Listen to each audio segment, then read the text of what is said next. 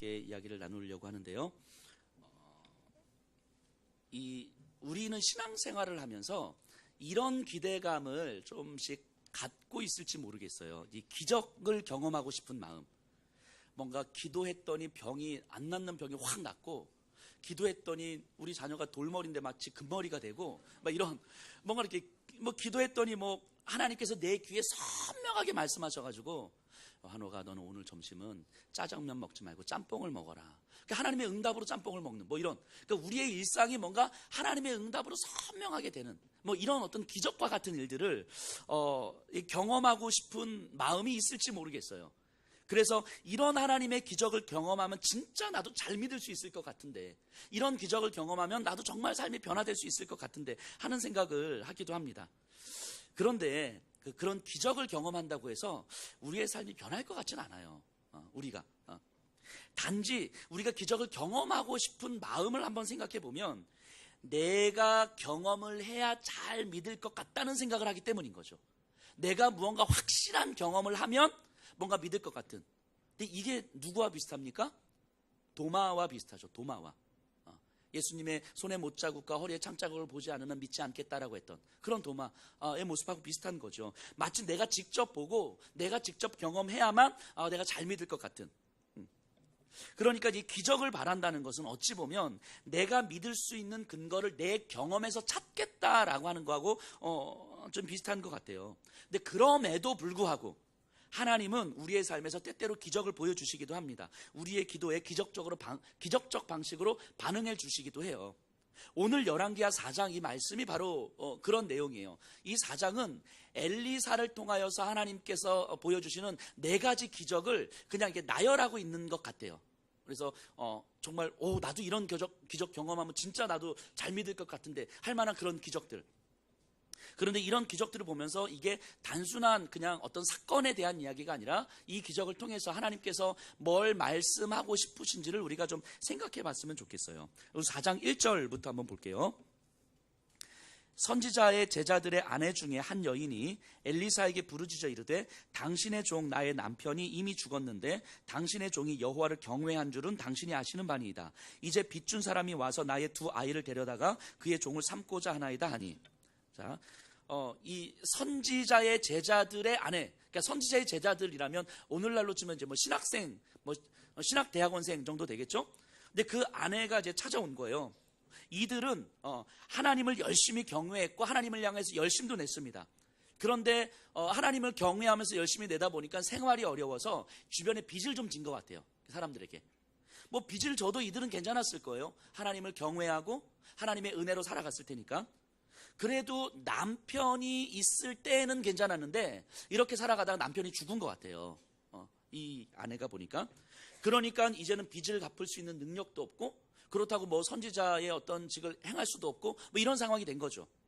그러니까 이제 채권자가 한테 와서 빚을 갚을 능력이 없으니 너의 2 아들을 나에게 종으로 보내라, 이렇게 얘기를 한 거예요. 이건 이때 당시의 법으로 이게 종신 노예가 아니고 빚을 갚을 수 있는 능력이 없을 때 일정 기간 동안 자녀들이 노예로 이제 팔려가는 이런 상황인 거예요. 그래서 그러니까 이 아들을 노예로 요구하는 이 사람은 그게 나쁜 게 아닌 거예요. 그때 당시에서는 그냥 자연스러운 거예요.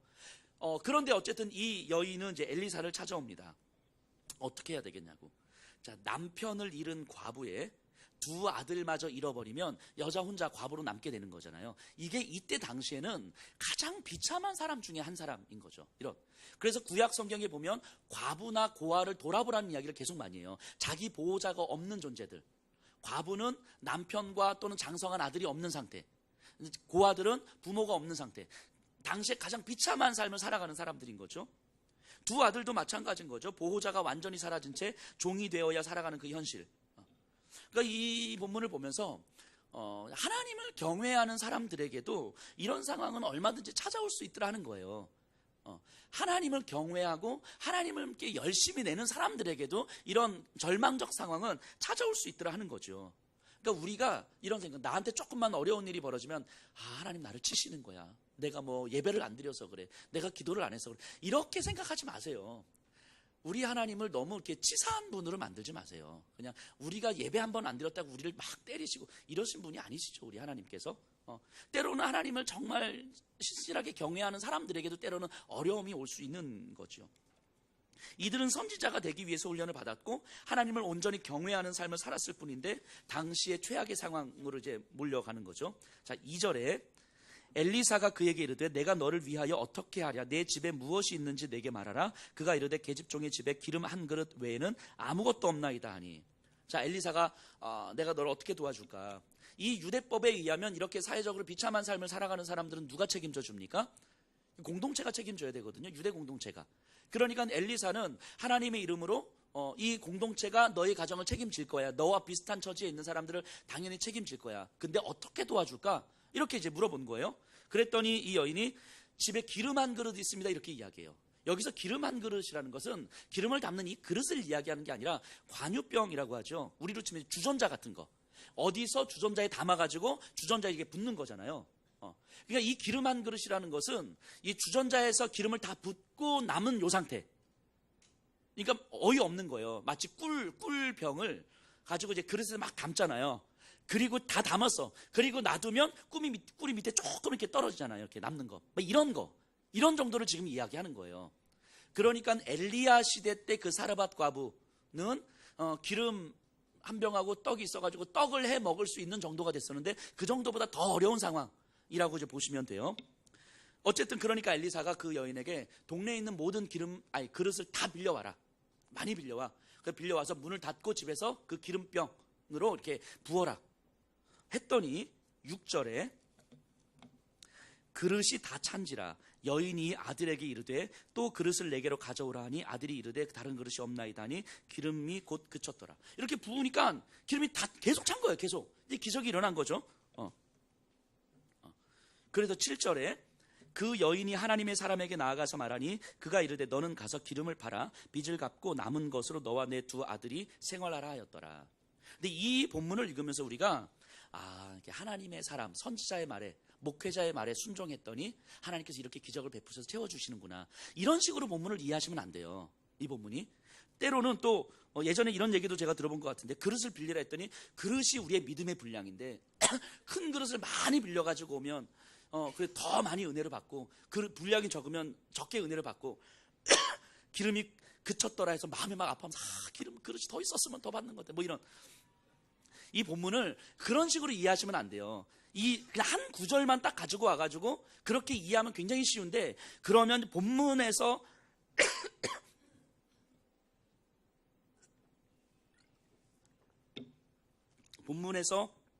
하나님께서 말씀하시는 바가 무엇인지를 캐치하실 못해요. 이게 이제 순종에 대한 이야기 이런 게 아닌 거예요. 왜냐하면 생각해 보세요.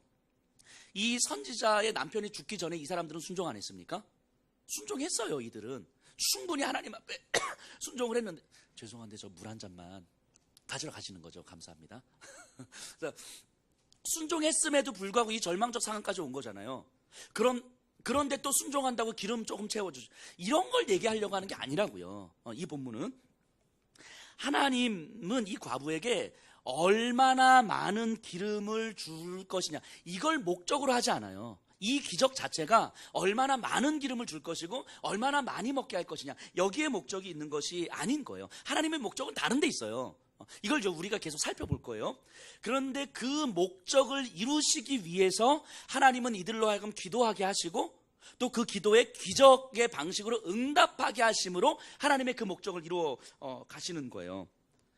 그래서 이들의 1차적인 목적은 빚을 갚는 것과 두 아들이 함께 생활하는 거예요. 이게 1차적인 목적이에요. 이게 이의 기도 제목이었으니까. 이 기도 제목을 이루어 주심으로써 하나님은 또 다른 목적을 이루시는 건데요. 자, 어쨌든 하나님은 이들의 기도에 응답해 주신 거예요. 우리가 기도를 좀 생각할 때에 우리가 흔히 하나님은 전능하신 분입니다. 이렇게 이야기하잖아요. 하나님은 전능하신 분이시고 하나님 모든 것을 하나님의 주권적으로 움직여 가시는 분이신 거잖아요. 그러니까 우리가 기도한다고 해서 하나님의 계획을 바꾸시거나 이런 분은 아니잖아요. 그래서 마치 한국하고 미국하고 축구를 하는데 한국 그리스도인들이 막 이기게 해달라고 기도하고 미국 그리스도인들이 이기게 해달라고 막 기도하면 하나님께서 전반전에 한국 이기게 해주셨다가 후반전에 미국 이기게 해주셨다가 뭐 이렇게 왔다 갔다 하시는 분이 아니잖아요. 우리가 기도한다고 해서 하나님의 뜻을 바꾸시는 분은 아니잖아요. 그런데 우리가 기도하면 하나님은 들어주시더라는 거예요. 이게 신비인 거죠. 감사합니다. 고마워요. 하나님이 우리가 기도한다고 바꾸시는 분은 아니시지만 우리의 기도에 응답해 주시는 거예요. 이게 믿음의 신비인 거죠. 믿음의 신비. 그래서 하나님의 자녀들이 하나님을 간절하게 찾을 때 그 어떤 방식을 통해서든 하나님을 움직여 주시는데요. 우리가 흔히 기복주의 신앙, 우리 예수평화교회 성도님들이 이제는 이제 기복주의적인 신앙에 이제 머물러 계시는 분들은 이제 없으시잖아요. 이렇게 뭐 교회 다니면 복 받는다, 뭐 기도 많이 하면 자녀들이 축복 받는다, 뭐 어떤 이런 뭔가 하나님을 마치 우리의 어떤 풍요로움과 우리의 삶의 평안함을 위해서 그것을 채워주시는 어떤 하나님을 제대로 잘 사용하는 방식이 사실은 기복주의잖아요. 그런데 이런 식의 기복주의 신앙을 조금 벗어나게 되면 우리가 이런 생각들을 가끔씩 하게 되더라고요. 내가 기도하는 것보다 하나님의 뜻을 헤아리는 것이 더 중요해 라는 생각을 하게 되는 거예요. 그래서 기도를 잘 안 해요. 이런 모습들을 가끔씩 보게 됩니다. 이게 기도하는 게 이게 되게 기복적인 것 같고 이런 기도를 하나님께서 원하실 것 같지 않아서 기복주의적으로 신앙생활 할 때는 열심히 기도했는데 이제는 내가 복음을 깨달았어. 그래서 기도를 안 해요. 이렇게. 근데 이런 게 진짜 위험한 거죠. 이게 선무당이 사람을 잡는 거예요. 그런 게 진짜 어찌 보면 기복주의 신앙의 모습일 수 있겠다는 생각이 들어요. 자, 기복주의적 신앙이라고 하는 건요, 단순하게 복을 구한다라는 것을 넘어서 신앙의 중심이 내가 되는 거예요. 이게 기복주의 신앙의 본질이에요. 신앙의 중심이 내가 되는 것. 그래서 내가 생각하는 하나님의 뜻, 내가 생각하는 복음, 내가 생각하기에 중요한 것, 뭐 등등등 성경과 신앙과 복음의 이름으로 포장되고 건강하고 굉장히 상식적인 것 같지만 그 중심에 내가 있으면 그게 기복주의 신앙이 되는 거예요. 왜냐하면 중심에 내가 있으면 결국 나를 중심으로, 나 편안함을 중심으로 움직이기 때문인 거예요. 나를 중심으로. 그래서 누가복음 15장에 보면 돌아온 탕자의 비유가 있잖아요. 정확하게 말하면 이제 두 아들의 비유인데, 둘째 아들은 막 나갔다가 막 허랑방탕하게 있다가 이렇게 뭐 오잖아요. 자, 첫째 아들은 너무 성실하잖아요. 동네 사람들은 아마 이렇게 이야기했을 거예요. 둘째 아들 때문에 진짜 힘들었겠다. 그래도 당신한테는 첫째 아들 있지 않습니까? 첫째 아들 때문에 정말 안심하면서 사는 거 아닙니까? 사실 첫째 아들은 단 한 번도 하나님의 뜻을, 아버지의 뜻을 어긴 적도 없고 순종하면서 갔어요. 자, 근데 둘째 아들이 옵니다. 그러니까 아버지가 막 송아지를 잡고 잔치를 하니까 첫째 아들의 반응이 어때요? 화를 내잖아요. 나한테 송아지 한 마리 잡아준 적이 없으면서 그러면서 막 화를 냅니다. 자, 첫째 아들은요, 아버지 옆에 항상 있었는데 아버지의 마음을 몰라요. 이게 첫째 아들이죠. 아버지 옆에 항상 있었고 항상 예배를 드렸고 항상 뭔가 순종을 한 것 같은데 그 둘째 아들을 사랑하고자 하는 아버지의 마음이 없어요. 그러니까 이 첫째 아들은 어떤 사람이냐면 나중에 정말 성실하게 순종하면서 갔어. 나중에 가서 만일 아버지가 유산을 안 물려줬어, 그럼 난리 날 사람인 거죠. 이 사람, 내가 아버지한테 어떻게 평생을 헌신했는데 저 둘째 아들한테 유산 다 물려주고 저런 그지 같은 놈한테 물려줘, 나한테 유산 안 물려줘, 이럴 수 있는 사람인 거죠. 이 첫째 아들이 이럴 가능성이 충분한 거죠. 아직 이런 일이 벌어지지 않아서 굉장히 신실한 것처럼 보인 것뿐인 거죠. 이런 게 기복주의라고요. 내가 중심이 되는 것. 아버지의 옆에 항상 있음에도 불구하고 아버지의 마음을 품지 못하는 것. 그러니까 결국 내가 중심이 되는 거죠. 결국 기준은 내가 되는 거예요. 아버지의 말씀에 순종하다가도 내 마음에 들지 않으면 어느 순간 아버지한테도 얼마든지 화를 낼 수 있는 이런 게 기복주의인 거예요. 그렇기 때문에 기복주의 신앙에서 넘어서서 우리가 하나님 앞에 복음으로 깨닫지만 복음적으로 우리가 더 깊이 기도할 때 하나님은 우리의 기도를 충분하게 들어서 사용하신다는 거예요. 그러니까 제가 드리고 싶은 말은 기도를 해야 된다, 이 말씀을 드리고 싶은 거예요. 하나님은요, 당신의 자녀들의 기도를 들어주시는 분이에요. 제가 지난주 금요일 예배 때 말씀드렸지만 이 기복주의를 넘어선 기도의 중요성은 어디에 있냐면 내가 기도하고 하나님이 거기에 응답해 주십니다, 여기에 있는 것이 아니고 기도에서 응답받는 과정을 통해서 하나님에 대한 신뢰가 더욱더 깊어지는 거예요. 이게 기도의 중요성인 거죠. 내 영혼의 힘이 강해지는 거예요.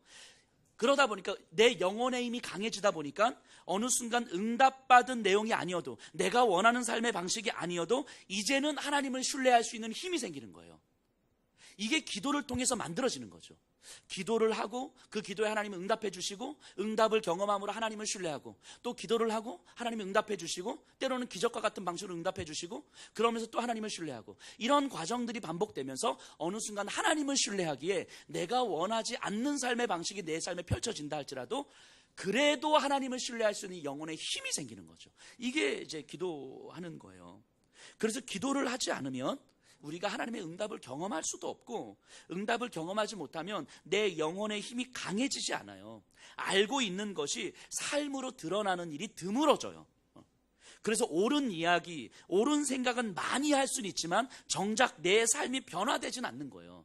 머릿속은 가득 채워져서 누구를 만나서 제자 훈련도 다 시킬 수 있지만 정작 나는 누군가의 작은 시선 안에 감정이 막 올랐다 내렸다 하고, 내 감정과 마음에 따라서 내 삶과 행동이 달라지고, 막 이런 성경과 믿음의 이름으로 누군가를 쉽게 판단하고, 이런 것들이 우리에게 너무 자연스러운 거죠.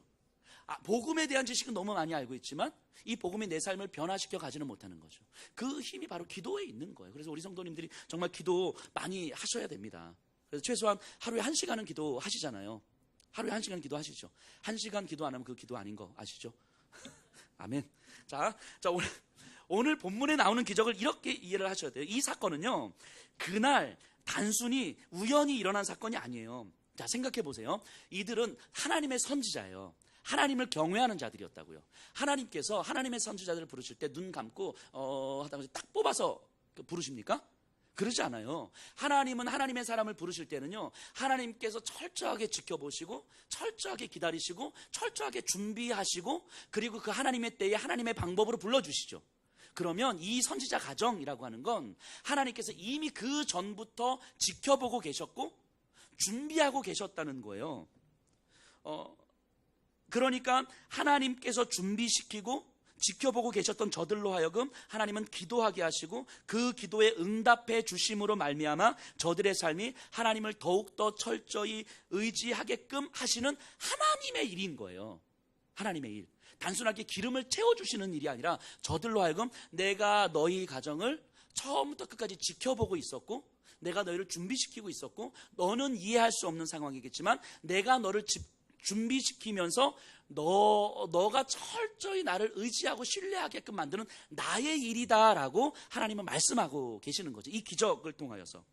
그러니까 저들의 생활에서 먹고 사는 문제를 해결해 주심으로 근심은 덜어주셨지만 그 자체가 목적이 아니었다는 거예요. 그래서 너와 비슷한 처지에 있는 삶은 하나님의 공동체가 함께 책임질 것이고, 아버지 되신 하나님은 결코 너희를 포기하거나 버리지 않을 거다라고 하는 것을 계속해서 말씀해 주고 계시는 거죠. 오래전부터 내가 너를 관심을 갖고 지켜보고 있었다, 내가 준비하고 있었다라는 것을 말해 주고 있는 거죠. 그러니까 이 선지자의 아내는 기름이 채워지는 기쁨이 나를 버리지 않으시는 하나님으로 인한 기쁨으로 연결이 되는 거예요. 이 기적을 경험하면서 이 기름으로 인해서 기쁘지만 이 기쁨으로 마무리되는 것이 아니라, 이 기름을 보면서 나를 버리지 않으시는 하나님을 향한 기쁨으로 이어지는 거죠. 자, 이 열왕기서를 읽고 있는 사람들이 어떤 사람들이 있습니까? 바벨론의 포로로 잡혀가 있는, 또 이스라엘 예루살렘 성지 불에 타서 무너진, 나라를 잃어버린 백성들인 거잖아요. 그러니까 매우 비참하고 처절한 삶에서 이 극단적 생존의 문제에 부딪혀 있는 사람들인 거죠. 그러니까 이들의 상황에서는 먹고 사는 문제가 제일 중요한 거예요. 윤리니 도덕이니 뭐 이런 게 의미가 없어요. 왜냐하면 절망적 상황에 빠져 있으니까. 이런 이들에게 하나님께서 기름을 내가 더 채워줄 수 없는 줄 아느냐고 라고 말씀하시는 거예요. 그런데 내 목적은 너희에게 기름을 많이 채워주는 것이 목적이 아니라, 내가 너희를 여전히 포기하고 있는 게 아니야. 내가 너를 여전히 기억하고 있고, 내가 여전히 너를 지키고 있고, 내가 여전히 너희를 위해서 뭔가를 준비하고 있는 거야. 이것을 말씀하시는 것이 하나님의 목적이라고요. 이 기적의 사건을 통하여서. 자, 뒤로 가서 한번 보세요. 4장 38절. 총 4번의 기적인데 이제 3번째 기적인데요. 38절이. 엘리사가 다시 길갈에 이르니 그 땅에 흉년이 들었는데 선지자의 제자들이 엘리사의 앞에 앉은지라. 엘리사가 자기 사원에게 이르되 큰 솥을 걸고 선지자의 제자들을 위하여 국을 끓이라 하매. 자, 지금 어떤 장면이냐면 흉년이 들었어요. 먹을 게 없어요. 엘리사와 선지자의 제자들이 모여서 막 이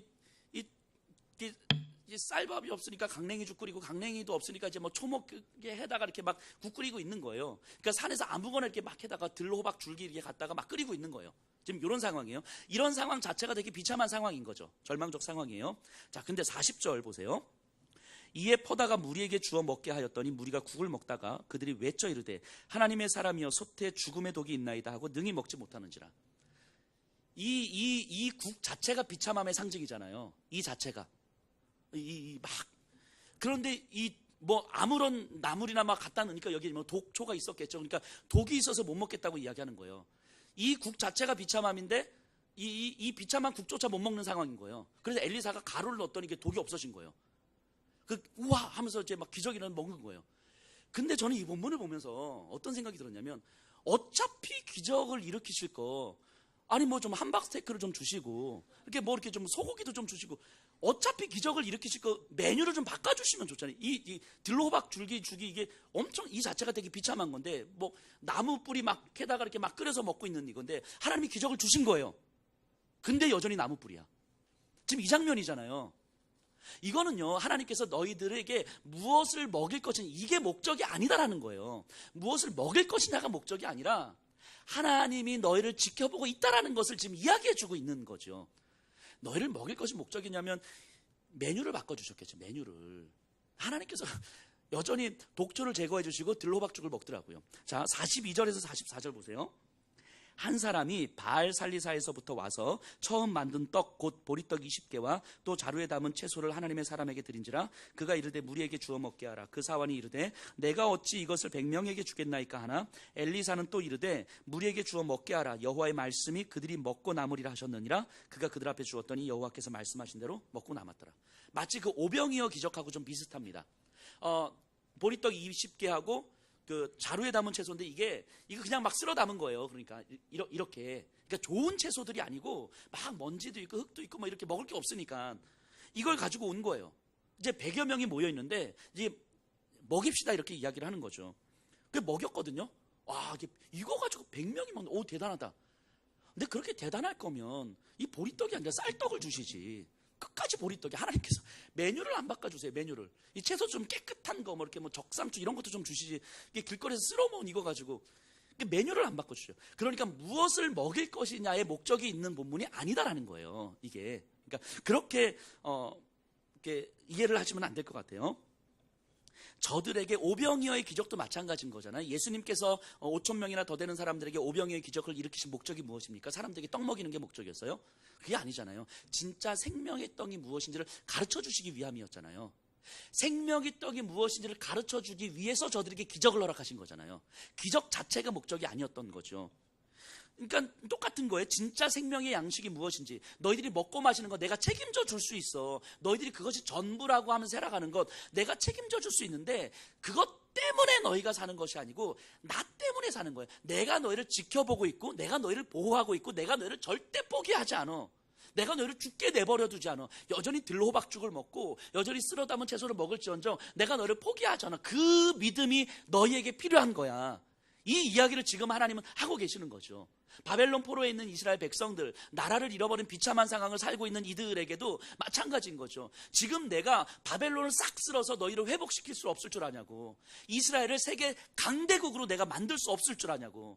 근데 그래서 너희에게 유익한 게 뭐가 있겠냐고. 그래서는 너희에게 전혀 유익하지 않다고. 너희에게 가장 유익한 건 여전히 포로로 잡혀있지만 너희들의 삶의 근거는 나 여호와 하나님으로 인해서 존재하는 것이다 라는 것을 너희가 믿고 깨닫는 것, 이게 너희에게 가장 유익한 삶이다 라는 것을 지금 이야기해주고 있는 거죠. 자, 8절로 다시 한번 돌아가서 볼게요. 이제 두 번째 기적인데요. 8절, 지금 이렇게 이 첫 번째 기적, 두 번째, 세 번째, 네 번째 기적을 잠깐 봤어요. 이 첫 번째, 세 번째, 네 번째 기적은 먹을 것이 없는 절대적 빈곤의 상태 속에서 하나님께서 말씀하신 거잖아요. 자, 이제 두 번째 기적은 조금 달라요. 한번 볼게요. 하루는 엘리사가 수넴에 이르렀더니 거기서 한 귀한 여인이 그를 간권하여 음식을 먹게 하였으므로 엘리사가 그곳을 지날 때마다 음식을 먹으러 그리로 들어갔더라. 이렇게 수넴이라는 지역을 엘리사가 이제 하도 지나다니는데 그 지역에 있는 귀한 여인, 조금 집이 좀 부유한 여인 같아요. 왜냐면 음식을 대접하고 그 음식을 대접하다가 안 되겠다 싶어서 엘리사를 위해서 집을 짓습니다. 이렇게. 그때는 그 당시 집은 옥상이 되게 평평했기 때문에 옥상 위에다 이제 집을 지어요. 아마 임시 이렇게 컨테이너 집이 아니라 벽돌 집을 이렇게 짓지 않았을까 싶어요. 그러니까 이 여인은 좀 사는 집이었어요. 그러니까 엘리사가 이 여인으로부터 이제 대접을 받아요. 그러다가 이제 이 여인한테 이렇게 대접을 받는데 내가 뭔가를 좀 해주고 싶다 해서 이 여인을 불러서 이야기합니다. 야, 내가 너한테 뭘 해줬으면 좋겠어? 라고 물어보는데요. 자, 13절이에요. 엘리사가 자기 사환에게 이르되 너는 그에게 이르라. 내가 이같이 우리를 위하여 세심한 배려를 하는도다. 내가 너를 위하여 무엇을 하랴? 왕에게나 사령관에게 무슨 구할 것이 있느냐 하니 여인이 이르되 나는 내 백성 중에 거주하나이다 하니라. 자, 이 13절 본문을 우리가 보면서 조금 이상하게 보셔야 돼요. 성경을 조금 꼼꼼하게 보시는 분들은 어라? 이렇게 보셔야 돼요. 자, 엘리사가 그 여인에게 뭐라고 이야기합니까? 야, 내가 너를 뭔가 좀 해줬으면 좋겠는데 네가 고마워서 내가 내가 돈이나 지위는 없지만 이 나라의 왕과 군사령관하고 내가 연줄이 좀 많이 닿아 있거든. 실제로 엘리사가 그랬을 것 같아요. 왜냐면 나라를 구하고 막 그러잖아요. 그러니까 네가 원한다면 왕이나 군사령관에게 내가 얘기를 해서 너한테 필요한 거 내가 다 줄 수 있어. 10억 내가 줄게. 뭐 이럴 수 있어. 너 필요한 거 뭐 있어? 10억 했더니 갑자기 이러시면 우리 10억에 넘어가지 맙시다. 10억 정도에. 자, 어쨌든 그랬더니 이 여인이 뭐라고 반응하냐면 저 괜찮아요. 저 그런 거 바라는 거 아니에요. 이렇게 이야기하는 거예요. 자, 생각해 보세요. 엘리사가 어디에서 이렇게 이야기한 적이 있었나요? 누군가에게 하나님의 은혜와 능력을 끼치는 엘리사인데 야, 내가 왕을 잘 알거든. 내가 왕에게 부탁해서 이 세상의 힘으로 너에게 도와줄 수 있는 거 내가 다 도와줄게. 이렇게 말했던 적이 있어요, 엘리사가? 없어요. 이건 엘리사가 말할 수 있는 내용이 아니죠. 이런 내용은 왕이나 사령관에게 내가 도움을 요청해서 너 도와줄게. 이건 엘리사의 평생의 삶에서 이런 얘기를 할 만한 게 아닌 거죠. 그런데도 불구하고 엘리사가 왜 이런 얘기를 하고 있을까? 이거는요, 그리고 여인이 이걸 거부하잖아요. 이거는 이 본문을 이렇게 하나님의 사람을 잘 대접하니까 하나님께 축복 주시더라. 이런 식으로 읽지 말라는 거예요. 이 본문 자체를. 그러니까 이 본문을 읽으면서 이 수넴 여인이 엘리사를 잘 대접하고 막 먹을 것도 주고 집도 주고 막 하니까 하나님이 원하는 다 축복 주시더라. 이런 방식으로 본문을 읽지 말아라 라고 하는 어떤 장치인 거죠. 그런 내용이 아니라고 이야기하는 거예요. 그러면 이 본문을 보면서 우리가 다시 한번 또 살펴봐야 되죠. 그래서 이 엘리사가 그럼 이 여인한테 뭘 해주지? 라고 했더니 이 여인에게 아들이 없다는 사실을 발견합니다. 근데 나이가 많아요. 그래서 16절 17절에 엘리사가 이르되 한 해가 지나 이때쯤에 내가 아들을 안으리라 하니 여인이 이르되 아니로소이다. 내 주 하나님의 사람이여 당신의 계집종을 속이지 마옵소서 하니라. 여인이 과연 잉태하여 한 해가 지나 이때쯤에 엘리사가 여인에게 말한 대로 아들을 낳았더라. 그러니까 야, 내가 아들을 줄게. 농담하지 마세요. 했더니 아들을 낳았어. 마치 아브라함처럼요. 자, 여기서 이 아들을 낳는다는 의미를 우리가 생각해 봐야 돼요. 아들이 없다는 얘기는 지금 이 여인은 좀 잘 사는 집이었잖아요.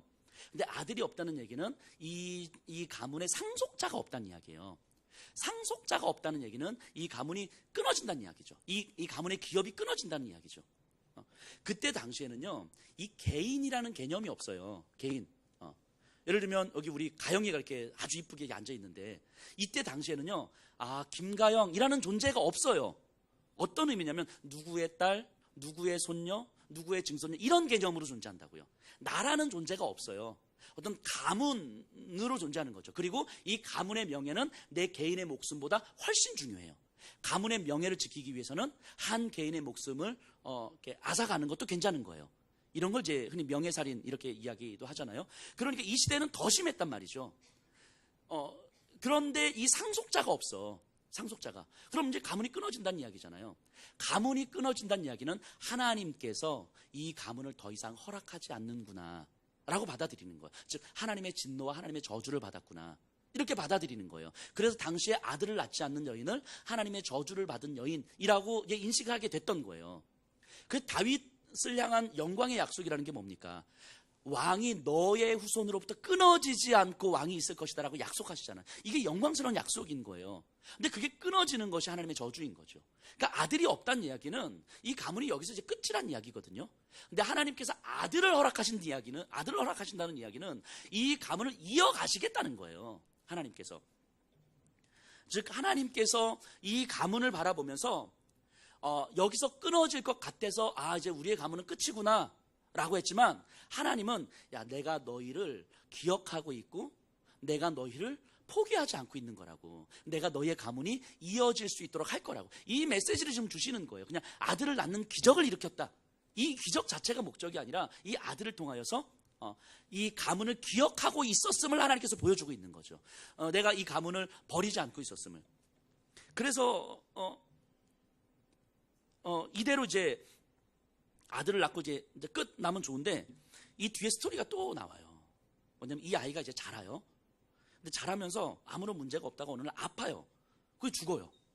이 아브라함하고 좀 비슷하죠. 불가능한 상황 속에서 이삭을 낳았다가 이삭을 죽일 때까지 가잖아요. 거의 마음으로는 죽였잖아요. 그러니까 이삭이 죽는 거하고 똑같은 거예요. 죽어요. 이 여인이 얼마나 황당했을까 싶은 거예요. 하나님은 분명히 우리 가문을 기억하셨고 우리 가문을 버리지 않는다라고 했는데, 그래서 이 여인이 할 수 있는 방법은 하나밖에 없는 거죠. 엘리사를 찾아가는 방법밖에 없어요. 자, 27절에 여인이 이제 엘리사에게 옵니다.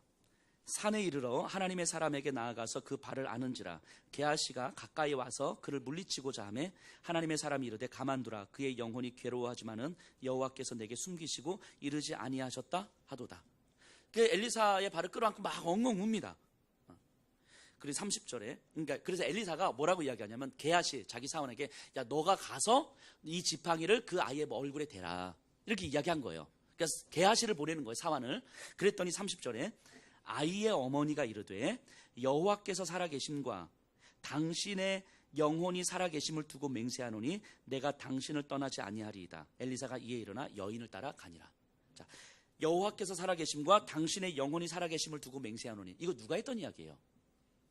엘리사가 엘리야에게 했던 이야기잖아요. 엘리야가 너 여기 있어라 할 때 여호와의 살아계심과 당신의 영원한 살아계심을 두고 맹세하는, 나는 당신을 떠나지 않을 것입니다. 이 말이 무슨 의미였어요? 내가 하나님을 떠나지 않을 것입니다. 당신이 하나님의 사람이 분명하니까 내가 하나님을 떠나서 아무것도 할 수가 없습니다. 내 눈에 하나님께서 명확하게 일하심을 보여주기 전까지, 그때 엘리사의 말은 내가 엘리야의 계승자로서 하나님의 선지자로서 선명하게 인치시기 전까지 저는 하나님을 떠나지 않을 것입니다, 이 의미였잖아요. 근데 이 얘기를 지금 여인이 그대로 하는 거예요. 하나님께서 우리의 가문을 기억하시고 또 지키고 보호하시고 결국 버리지 않는다라는 것을 내 눈앞에 보여주시기 전까지는 하나님, 내가 당신을 절대 떠나지 않을 것입니다, 이렇게 지금 이야기하고 있는 거예요. 그리고 엘리사가 갑니다. 34절 35절 아이 위에 올라 엎드려 자기 입을 그의 입에, 자기 눈을 그의 눈에, 자기 손을 그의 손에 대고 그의 몸에 엎드리니 아이의 살이 차차 따뜻하더라. 엘리사가 내려서 집안에서 한 번 더 이리저리 다니고 다시 아이 위에 올라 엎드리니 아이가 7번 재채기하고 눈을 뜨는지라. 아이가 살았어요. 아이 위에 이렇게 누워가지고. 엘리사가 몇 번 누웠죠? 2번. 자, 엘리야도 비슷한 사건이 있었죠. 엘리야가 아이를 살릴 때는 눕거든요. 엘리야는 몇 번 눕죠? 3번. 3번. 자, 그래서 제가 예전에 누군가 이렇게 말씀하신 걸 들었는데, 엘리사는 아이 몸에 3번 엎드렸더니 아이가 일어났는데, 엘리야는 3번 엎드렸더니 일어났는데 엘리사는 2번만 엎드려도 일어나더라. 역시 엘리사는 엘리야의 갑절의 영감을 받았구나. 우리가 본문을 제발 이런 식으로 이해하시면 안 돼요. 이거 어떻게 갖다 붙여가지고, 이 갑절의 의미가 그런 의미가 아니라는 걸 우리가 충분하게 배웠고요. 2번이냐 3번이 이런 게 목적이 아닌 거죠. 이 아이를 살렸다는 것의 의미가 뭐예요? 우리의 이 열왕기하 4장의 어떤 기적의 흐름 속에서 아이를 살렸다는 건 살아난 그 기적을 통하여서 뭘 보여주고 있는 거예요? 내가 너희를 여전히 포기하고 있지 않다라는 것을 말씀하고 있는 거죠. 내가 너희를 여전히 지키고 보호하고 있는 너의 보호자다라는 것을 이야기하고 있는 거죠. 그래서 내가 너희를 진노한 것이 아니고 저주한 것이 아니고 너희의 가문이 끊어지지 않는다라는 것을 말씀하고 있는 거예요. 이걸 보여주고 있는 거죠. 그러니까 이 본문을 읽고 있는 이스라엘 백성들, 나라가 무너진 이스라엘 백성들의 입장에서 하나님께서 우리를 포기하지 않고 있다고 말씀하시는데 지금 당장 먹을 것을 많이 먹느냐 적게 먹느냐가 아니라 하나님이 우리를 포기하지 않고 우리를 준비하고 계시고 그 하나님의 때에 우리를 다시 한번 회복시켜 주실 텐데, 그러면 그 하나님의 말씀이 깨달아지면 우리는 그 하나님 앞에서 어떻게 준비하고 있지? 이 생각이 이제 들어오는 거죠. 이게 믿음으로 반응하는 거잖아요. 하나님이 그렇게 말씀하셨음에도 불구하고 여전히 내가 먹는 게 중요하고 이러진 않을 거잖아요. 그렇다면 하나님 앞에서 우리는 어떻게 내가 준비되고 있지? 이렇게 반응하는 것이 아마 이스라엘 백성들의 모습이었지 않았을까 싶습니다.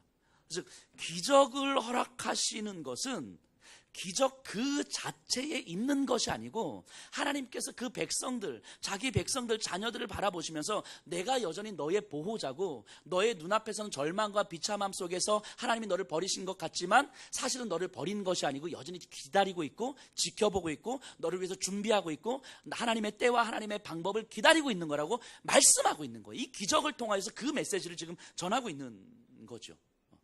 그러니까 이런 본문을 보면서 하나님의 사람에게 순종해야 되는 거구나, 믿음의 크기를 키워서 그릇을 많이 가져가야 되는 거구나, 하나님의 사람을 잘 접대하면 하나님 축복 주시는구나, 뭐 이런 매우 단순한 방식으로 문장 하나 가지고 와서 이렇게 우리가 이해를 하면 하나님께서 뭘 말씀하시는지 잘 모르는 거죠. 그래서 오늘날에 목사 대접 잘하면 하나님께 축복받는 건 그러지 않습니다. 목사 대접을 잘하나 안 하냐 하고 상관없어요. 무시하지만 말아주세요. 자, 근데 이 기적과 같은 일을 예수님도 그렇게 말씀하셨어요. 예수님이 뭐라고 말씀하시냐면 산을 들어 옮기는 것도 가능하다고 말씀하셨어요. 뭐가 있으면요? 믿음이 있으면. 그러면서 이 세대의 믿음을 보겠느냐라고 말씀하세요. 저 영인산을 옮겨서 지금 여기 안중땅에 갖자, 이런 것도 가능하다고 이야기하는 거예요. 예수님께서. 이게 무슨 말입니까? 자, 산을 옮기우는 믿음이라는 게 뭐예요? 산을 창조하신 하나님과 함께 있다는 믿음인 거잖아요. 그 산을 옮기는 것과 비교할 수가 없는 거예요. 하늘에서 비를 내려서 이 땅을 다 진멸하시는 분이 하나님이신데 산을 옮기는 것이 뭐가 그렇게 문제일 것이며, 바다를 잠잠케 만들고 파도를 잠잠케 만드는 것이 창조주 하나님 앞에서 뭐가 그렇게 문제겠냐는 거예요. 이 모든 것을 창조하신 하나님과 함께 있음에 대한 그 믿음이 사실은 산을 옮기는 믿음보다 더 큰 믿음이라고 이야기를 하는 거죠.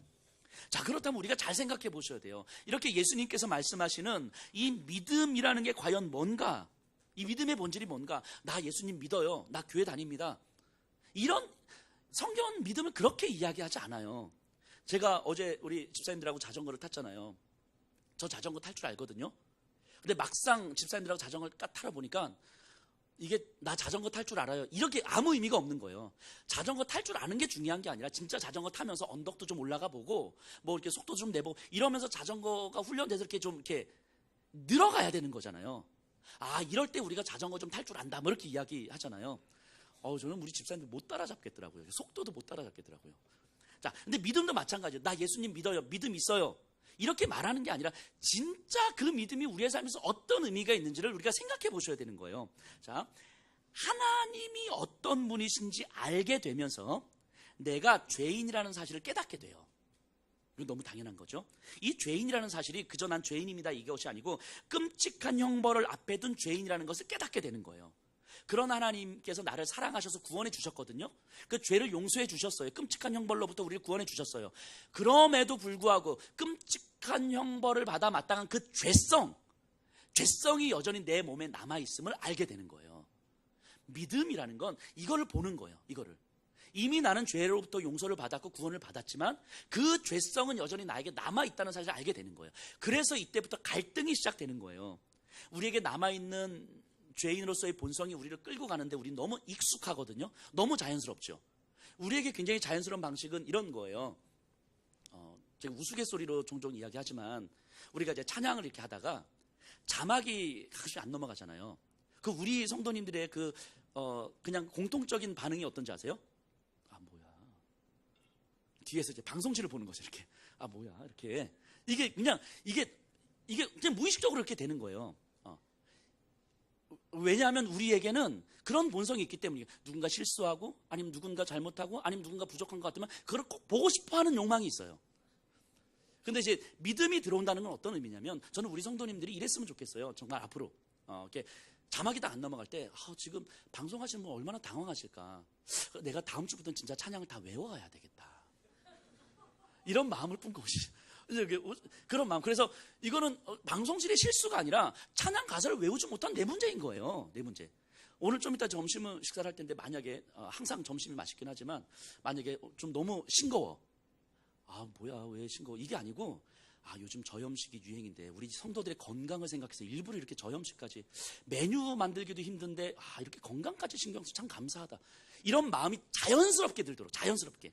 이건 우리 본성을 거스르는 일이에요. 이런 거는 매우 유치하고 뭐 단순한 비유지만 이런 사고방식은 우리의 본성을 거스르는 거예요.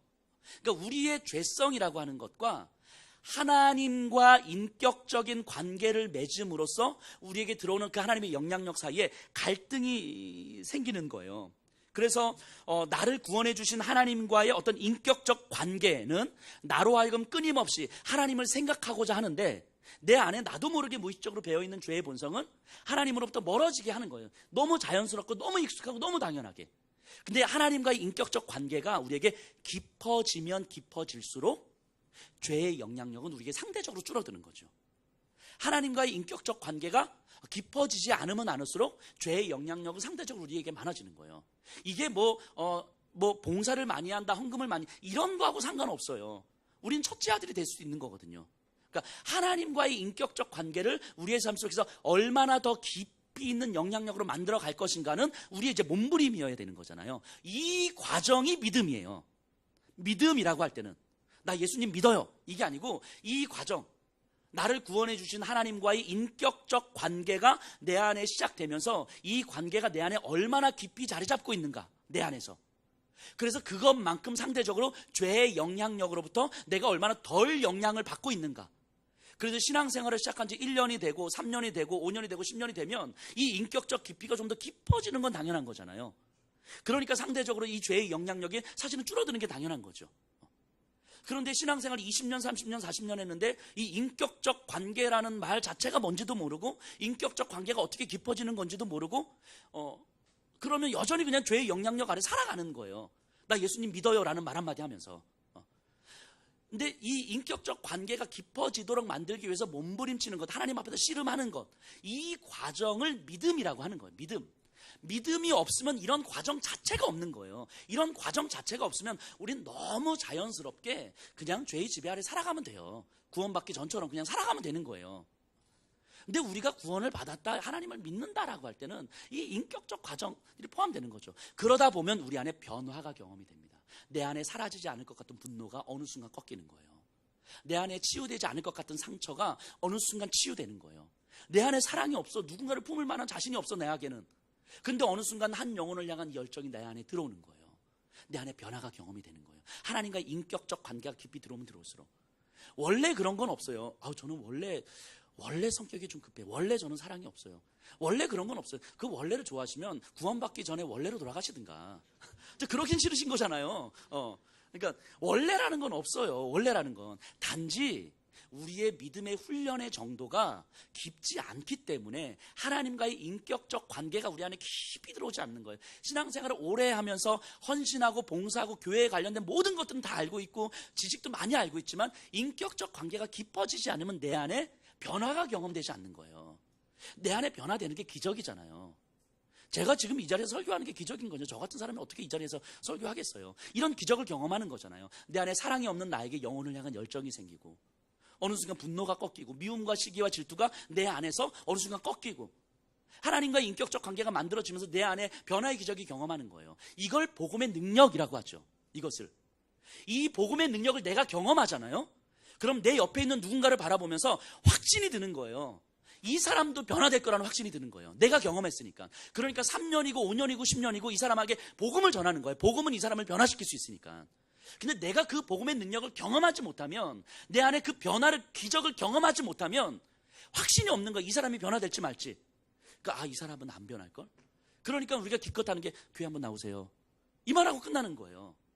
내가 변화를 경험하지 못하니까, 내가 그 기적을 경험하지 못하니까 내 주변에 어떤 사람한테도 복음이 이 사람을 변화시킬 거라는 확신이 없는 거예요. 그러니까 복음의 능력이라고 할 때 우리에게 너무 막연하고 너무 추상적인 거죠. 우리는요, 복음이 능력입니다 라고 딱 말할 때 알아들으셔야 되는 거야. 아, 그거 내 상처 치유된 거, 그거 내 분노 꺾인 거, 그거 아, 사랑 없는 내가 한 영혼을 향해서 열정을 품는 그것, 이런 게 복음의 능력이구나. 아, 그런 거구나. 그러면 이 복음의 능력은 나뿐만이 아니라 저 사람한테도 이루어지겠구나. 나를 단지 그 축복의 통로로, 복음의 통로로 사용하시겠구나.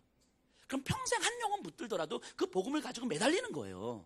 그 영혼이 변화될 때까지. 확신하니까. 복음은 저 사람을 변화시킬 확신이 있으니까. 이게 믿음이죠. 믿음. 그래서 하나님과의 인격적 관계를 내 안에 좀 더 깊이 새기기 위해서 몸부림치는 거예요. 그러면서 내 안에 변화의 기적을 경험하는 것이고, 내가 기적을 경험하면 경험할수록 복음의 능력이 내 안에 좀 더 깊이 새겨지는 것이고, 하나님과의 관계가 좀 더 깊어지는 것이고, 하나님과의 관계가 조금 더 깊어지면 깊어질수록 우리가 하나님을 의지하고 신뢰하는 정도는 더해지는 거죠. 눈앞에서 경험되는 기적들은요, 이렇게 뭐 병든 사람이 일어나고 막 이런 거는요, 사실은 기적이지만 저차원적 기적인 거죠. 저차원적인 기적인 거죠. 하나님은요, 우리에게 이런 놀라운 기적을 보여주셨어요. 창조주 하나님이 인간의 손에 의해서 죽는 기적을 보여주셨어요. 하나님, 이것만큼 위대한 기적이 어디 있어요? 하나님, 창조주 하나님이 인간의 손에 의해서 죽는 기적을 보여주셨어요. 그리고 그것이 나를 살리기 위한 죽음이었다는 것을 깨닫게 해주셨고요. 그리고 나서 나 또한 다른 이를 그렇게 사랑할 수 있는 능력을 주실 거라고 약속하신 거예요. 이게 기적이 아니고 뭡니까? 이 삶을 향해서 한 걸음 한 걸음 나아가는 그 삶이, 어떤 사람은 빨리 갈 수 있고 어떤 사람은 더디 갈 수 있지만 그 삶을 향해서 한 걸음을 내디딜 수 있는 그 삶이 기적이 아니고 뭐겠어요? 뭐 많이 먹는 걸, 로또 당첨되는 거요? 그래서 뭐 돈가스 먹다가 뭐 비프스테이크 이런 거요? 이런 게 아니라는 거예요. 하나님은 메뉴를 안 바꿔주신다고요. 메뉴를 안 바꿔주신다고요, 하나님은. 하지만 하나님께서 우리를 여전히 지켜보고 계시고, 여전히 보호하시고, 여전히 포기하지 않으시고, 그리고 저를 통하여서 하나님은 하나님의 일을 준비하고 계시고, 그렇게 그 하나님과 내가 어떤 관계 속에서, 인격적 관계 속에서 내 평생의 삶을 만들어갈지를 하나님 앞에 반응하는 것, 이것이 믿음이라고 이야기하는 거예요. 거기서 복음의 능력을 경험하는 거예요. 저는 이 자리에 계신 분들이 그 복음의 능력을 경험하는 삶을 사셨으면 좋겠습니다. 그래서 그 복음의 능력을 경험하면요, 세상이 감당할 수 없는 사람이 돼요. 정말 세상에 감당할 수 없는 사람이 돼요. 이 자리에 계신 분들은 저는 이 세상에 다 이런 말 들었으면 좋겠어요. 아우, 저 사람은 절대 돈으로 유혹할 수가 없어. 저 사람은 절대 힘으로, 권력으로 유혹할 수 있는 사람이 아니야. 세상이 감당할 수 없는 사람은 이런 사람들인 거죠. 하나님의 기적을 경험한 사람이 어찌 세상의 그 메뉴 하나 때문에 바꿀 것이며 돈 하나 때문에 바뀌겠냔 말이죠. 우리 그 복음의 능력을 경험하는 삶을 사셨으면 좋겠습니다. 우리 다 같이 일어나셔서 주님을 찬양하십시다.